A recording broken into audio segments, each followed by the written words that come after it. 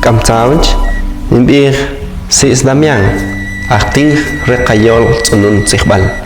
Buen día, mi nombre es Francisco Damián Tum, facilitador de idioma maya uspanteco. A continuación vamos a estar presentando algunos ejemplos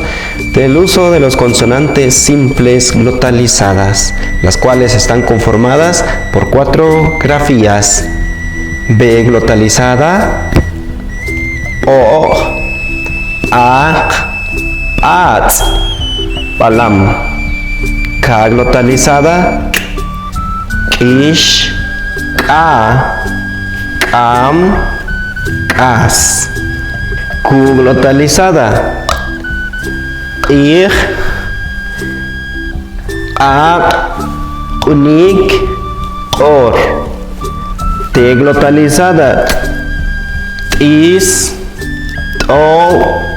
On, como